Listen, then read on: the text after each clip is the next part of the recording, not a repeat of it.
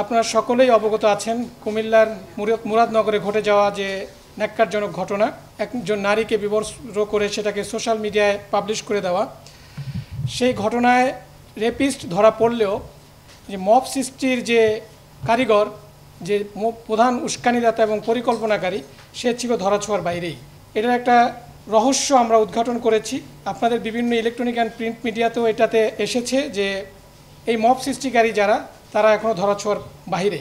সে লক্ষ্যে আমরা র্যাব আমাদের কাজ শুরু করি এবং আমাদের গোয়েন্দা তৎপরতা বৃদ্ধি করি।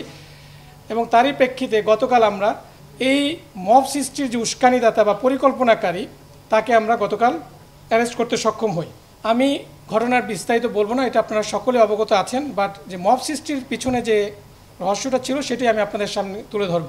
এখানে ঘটনাটা ঘটেছিল দুই ভাইয়ের মধ্যে, শাহপরান এবং ফজর আলী। ফজর আলী যে অলরেডি অ্যারেস্টেড, যিনি ধর্ষক হিসাবে পরিচিত হয়েছে এবং যা তার নামে অলরেডি মামলাও হয়েছে, ওখানে ভিকটিম মামলা করেছেন। সে ধরা পড়লেও দেখা গেল যে মবটা যারা করেছে, যারা এই সোশ্যাল মিডিয়াতে এই ভিডিওটাকে ভাইরাল করেছে, তাদের কয়েকজন ধরা পড়লেও এটার যে উস্কানিদাতা, তিনি ধরা পড়েননি। বান্ডেল থাকলে প্রতি সেনমানিতে টাকা বাঁচবে। বিকাশ সেনমানি বান্ডেল কিনে জিতুন প্রতি লেনদেনে। তো সেটা নিয়ে আমরা কাজ করি এবং সেখানে আমরা দেখতে পাই যে শাহপরান এবং ফজর আলী, আমাদের যে আসামি আজকের অ্যারেস্টেড, তার নাম শাহপরান, এবং যে ধর্ষক ছিল সে ফজর আলী, এরা দুই ভাই ছিল। এই দুই ভাই এই ভিকটিমকে বিভিন্ন সময় দীর্ঘদিন যাবৎ উত্ত্যক্ত করে আসছিল। সো উত্ত্যক্তর প্রেক্ষিতে এই দুই ভাইয়ের মধ্যে একটা দ্বন্দ্বেরও সৃষ্টি হয়। সে প্রেক্ষিতে বিগত 2 মাস পূর্বে তাদের মধ্যে একটা পারিবারিক বা গ্রাম্য পর্যায়ে একটা সালিশ হয়। সেই সালিশে এই ফজর আলী ছিল বড় ভাই এবং শাহপরান ছোট ভাই। এই দুজনের মধ্যে সালিশে শাহজালাল কর্তৃক শাহপরানকে হেনস্থা করা হয় এবং মারধরও করা হয়। সে প্রেক্ষিতেই শাহপরান তার এই বড় ভাইয়ের প্রতি একটা প্রতিশোধ নেওয়ার চিন্তাভাবনা করে। এই ঘটনা যেদিন ঘটে তার 15 দিন পূর্বে ভিকটিম তার স্বামীর বাড়ি থেকে তার বাপের বাড়িতে আসে এবং এই ফজর আলী, যে কিনা ধর্ষক হিসাবে অ্যারেস্টেড, সে এই ভিকটিমের মাকে সুদের বিনিময়ে 50,000 টাকা ধার দেয়। সো সেই ধারের টাকা আদায় করার জন্যই মাঝে মাঝে তাদের বাসায় যেত। ঘটনার দিনও তেমনি এই টাকা আদায়ের সূত্র ধরেই তিনি ওই বাসায় গিয়েছিলেন রাতের বেলা, এবং এইটা শাহপরান জানতো যে ওই দিন সে যাবে। সে প্রেক্ষিতে শাহপরান তার লোকজন সেট করে দেয় যে এরকম এই টাইমে যাবে, তোমরা যদি তাকে ধরতে চাও ধরতে পারো।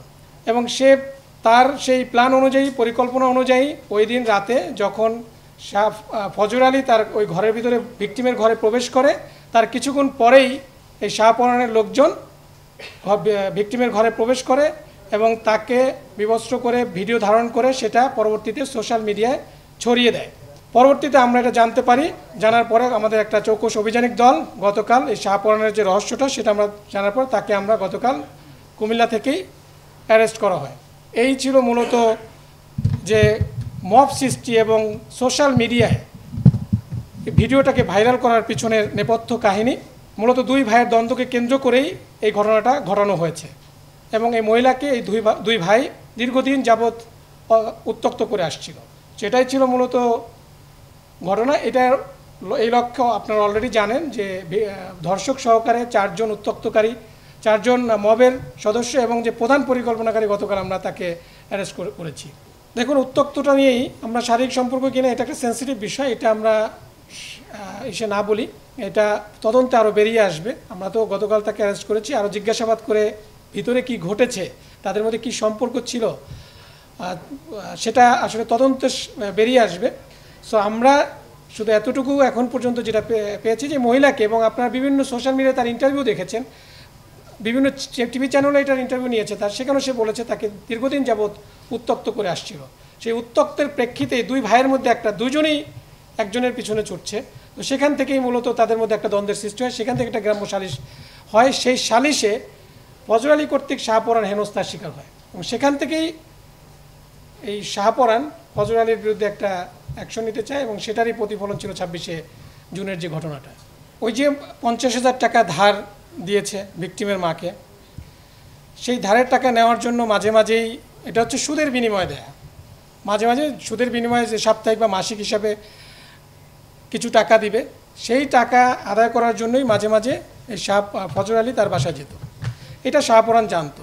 সেই পরিকল্পনা অনুযায়ী 26শে জুন যখন সে জানতে পেরেছে যে ফজর আলী আজকে যেতে পারে সেই বাসায়, সেই অনুযায়ী সে মবটা প্ল্যান করে, একটা গ্রুপ অফ পিপলকে সে বলে, এবং এটা নিয়ে সে একটা মেসেজও দেয়। সেই মেসেজটাও আমাদের কাছে আছে ইমোর মাধ্যমে, যে একজনকে এখানে আরেকজন, আমরা ইসের স্বার্থে বলছি না, সে এখনও অ্যারেস্টেড হয় না, আমরা তার বিরুদ্ধে কাজ করছি, নামটা বলছি না, তাকে একটা মেসেজ দিয়েছে, সেই মেসেজের স্ক্রিনশটও আমাদের কাছে আছে।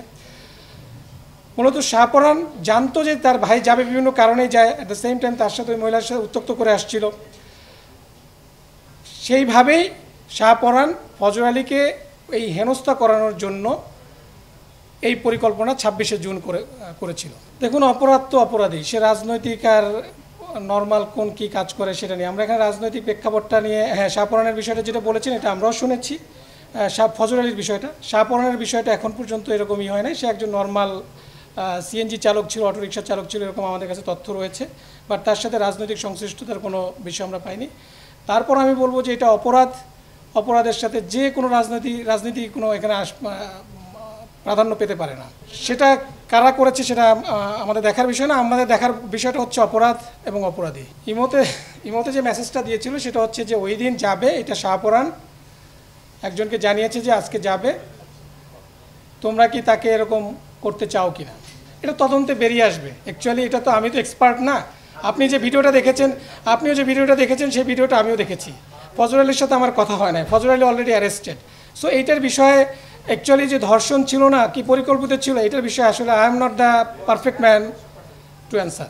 এখানে ফজর আলী তার ঘরে প্রবেশ করেছে, এটাও সত্য, যেটা আমরা শুনেছি বিভিন্ন ইলেকট্রনিক প্রিন্ট মিডিয়ার মাধ্যমে, এবং ফজর আলী আগে গিয়েছে বলেই মব পরবর্তীতে ঢুকতে পেরেছে। ফজর আলী আগে গিয়েছে, এখন তার উদ্দেশ্য কী ছিল সেটা ফজর আলী এবং এই ভিকটিমই জানে, এবং মব গিয়েছে, পরবর্তীতে মব ধরেছে। আমরা পরবর্তীতে যেটা দেখেছি, হটএভার মেবি দ্য কেস, যেভাবে করে একজন নারীকে উলঙ্গ একটা ভিডিও সোশ্যাল মিডিয়া বা সমাজে ছেড়ে দেওয়া, এটা তো কোনোভাবেই কাম্য হতে পারে না, গ্রহণযোগ্য হতে পারে না। ইয়াং জেনারেশনকে তো আপনার করতে লাগে না। শাহপরানের একটা উদ্দেশ্য ছিল, এটা শাহপরানের কিছু লোকজন ছিল এবং দীর্ঘদিন যাবৎ উত্ত্যক্ত করছিল। শাহপরান পারিবারিকভাবেও তার ভাই বোনদের সাথে তার সম্পর্ক ভালো ছিল না, তার বাবা মার সাথেও তার সম্পর্ক ভালো না। শাহপরানের অর্থনৈতিক অবস্থা একটু দুর্বল, এটা সে নিজেই বলেছে প্রাথমিক জিজ্ঞাসাবাদে। সেই হিসেবে তার পরিবার থেকেও শাহপরান ফজর আলী থেকে একটু ডিস্টেন্স হয়ে গিয়েছিল। তো সে সব মিলিয়েই এই ফজর আলীকে একটু শায়েস্ত করার উদ্দেশ্যে মূলত এই পরিকল্পনাটা করে। অ্যাট দ্য সেম টাইম দুজনই এই মহিলাকে উত্ত্যক্ত করতো, যেটা বলছি যে দুইজনেরই এখানে দুই ভাই উত্ত্যক্ত করছিল। তো এখানে বড় ভাই ছোট ভাই, এবং এই ঘটনাকে কেন্দ্র করে তাদের মধ্যে সালিশও হয়েছিল। সেখানে ফজর আলী কর্তৃক শাহপরানের হেনস্থারও শিকার হয়েছে। সেটার থেকেই এই প্রতিশোধটা নেওয়ার জন্যই, ফজর আলীকে শায়েস্তা করার জন্যই মূলত এই ঘটনাটা সে সাজিয়েছিল। এইটা তদন্তে বেরিয়ে আসবে, তদন্ত হোক। অলরেডি 4 জন অ্যারেস্টেড, এটা নিয়ে অলরেডি আপনারা জানেন যে গতকাল আদালত উঠানো হয়েছিল তানদিনের। এটা তো আমরা তদন্ত করছি না, আমরা আসামি যেটা আমরা শাহপরানকে পেয়েছি, শাহপরানের কাছ থেকে যে তথ্যগুলো পেয়েছি সেটাই আমরা বলছি। বাট পরবর্তী যে জিনিসগুলো কেন, এটা ডিটেল আরও ইনভেস্টিগেশন করে বেরিয়ে আসবে। সোফার এটা নিয়ে 5 জন 6 জন, আজকে এটা নিয়ে 6 জন। অবশ্যই অপরাধ হলে সেটা তো ভালোভাবে দেখার প্রশ্নই আসে না, আমরা ভালোভাবে দেখছি না। এটা নিয়ে আমরাও কাজ করছি, অন্যান্য আইনশৃঙ্খলা বাহিনীও কাজ করছে। আপনারা জানেন যে গতকালের ঘটনাটা সম্পর্কে আপনারা যা জানেন আমিও ততটুকুই জানি, বাট তারপরে এটা নিয়ে ইনভেস্টিগেশন চলমান আছে, আমাদের কার্যক্রম চলমান আছে। এখানে একটা বিশাল মব যেভাবে করে পুরা এলাকাবাসী দেখে মনে হচ্ছে যে খুবই ক্ষিপ্তই ছিল, আর ক্ষিপ্ত না থাকলে পুরো এলাকাবাসী গিয়ে এভাবে করে নির্মমভাবে 3 জনকে মারতে পারে না। এবং তারাও যে যতটুকু জানতে পেরেছি তারা মাদক ব্যবসার সাথে রিলেটেড ছিল, সংশ্লিষ্ট ছিল। তো সে প্রেক্ষিতে ঘটনাটা ঘটেছে, এটা আমরা পরবর্তীতে নিয়ে আমরা কাজ করছি। আমাদের সাকসেস আসলে অবশ্যই আপনাদেরকে পরবর্তীতে ডিটেল জানানো হবে।